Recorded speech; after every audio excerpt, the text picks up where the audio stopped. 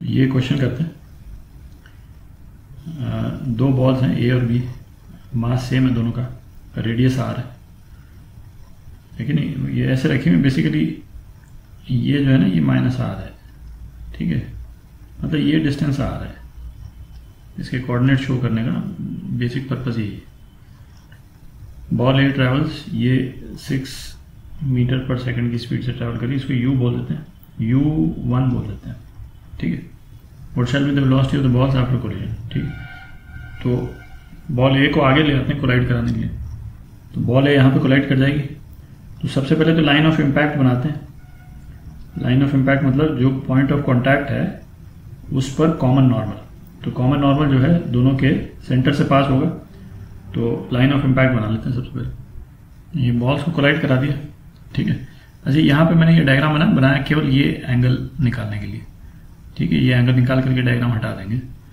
तो ये वाला जो पॉइंट है ये डिस्टेंस है आर, ठीक है, और ये दोनों के सेंटर्स के बीच में डिस्टेंस है 2r, ठीक है। तो ये एंगल क्या हो गया, 30 डिग्री हो गया, ठीक है, साइन 30 डिग्री 1/2।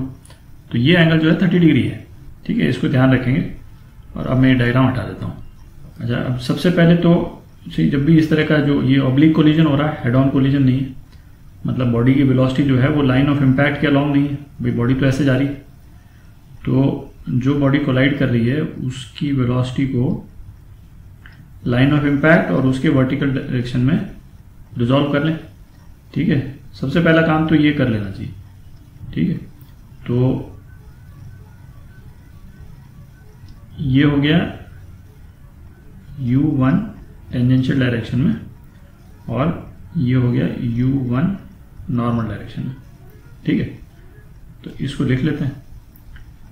तो u1 टेंजेंशियल डायरेक्शन में तो हो गया, और ये है u, है ना, और इस एंगल को, ये एंगल थीटा है, u साइन थीटा।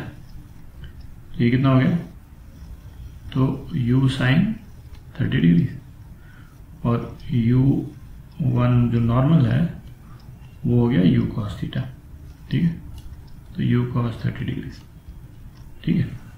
अच्छा, अब जो वेलोसिटी चेंज होना है वो तो लाइन ऑफ इम्पैक्ट के अलॉन्ग ही होना है, ठीक है। लाइन ऑफ इम्पैक्ट के परपेंडिकुलर तो कोई वेलोसिटी चेंज होगा नहीं। तो u1t जो है इसमें तो कोई चेंज होना नहीं है, ठीक है। तो इसमें तो नो चेंज हम लिख देते हैं, है ना। लाइन ऑफ इम्पैक्ट के परपेंडिकुलर इसमें कोई चेंज होना नहीं। अब केवल u1n इसमें चेंज होगा, ठीक है। तो अब जो है वो सपोज कोलिजन के बाद में जो ब्लॉक बी की जो वेलोसिटी है उसको हम किसमें लाल में लिख दूं, उसको इस डायरेक्शन में v2 मान लेते हैं, ठीक है। और इसकी जो वेलोसिटी है, किसकी, ये ब्लॉक ए की जो वेलोसिटी है इस लाइन ऑफ इम्पैक्ट के डायरेक्शन में कोलिजन के बाद में उसको v1 मान लेते हैं, ठीक है। तो अब करते हैं इसको, coefficient of restitution, velocity of approach, velocity of separation. Velocity of approach क्या हो गया, u cos थीटा, ठीक है। तो u cos 30, velocity of separation कितना हो गया, v2 माइनस v1, ठीक है। अच्छा, ये दे रखा है अपने को कितना, 1/2 दे रखा है कोएफिशिएंट ऑफ रेस्टिट्यूशन, तो इसको लगा देते हैं। 1/2 is equal to v2 minus v1 upon u cos 30, तो v2 minus v1 is equal to 6 into √3/2 into 1/2, ठीक है। तो ये कितना हो गया, v2 माइनस v1 हो गया 3√3/2 मीटर पर सेकेंड, ठीक है। अब लाइन ऑफ इम्पैक्ट के अलॉन्ग इसका मोमेंटम, कंजर्वेशन ऑफ मोमेंटम कर लेते हैं।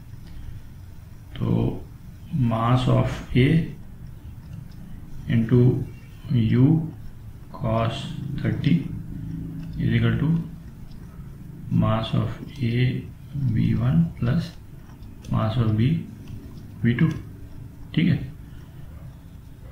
मास तो सबका बराबर ही है, तो ये हो गया आपका 6 √3/2 is equal to v1 plus v2।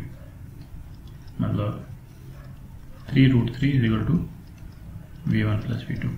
ठीक है, तो एक इक्वेशन ये हो गई और दूसरी इक्वेशन ये हो गई। तो दोनों इक्वेशन को हम सॉल्व कर लेते हैं। तो सॉल्व कर लेते हैं तो ये आ जाएगा, V1 आ जाता है आपका 3√3/4 मीटर पर सेकेंड और V2 आ जाता है आपका 9√3/4 मीटर पर सेकेंड। ठीक है, अच्छा इसमें एक चीज ध्यान दें कि मतलब ये वेलोसिटी जो आई है ना अपने पास में, ये यदि x डायरेक्शन में मान लेता हूं, इसको लंबाई लिख लेते हैं। ठीक है, तो येलो में लिख रहा हूं, तो जो ब्लॉक ये स्फीयर A है, इसकी वेलोसिटी ये 30 डिग्री के डायरेक्शन में ये आई है 3√3/4।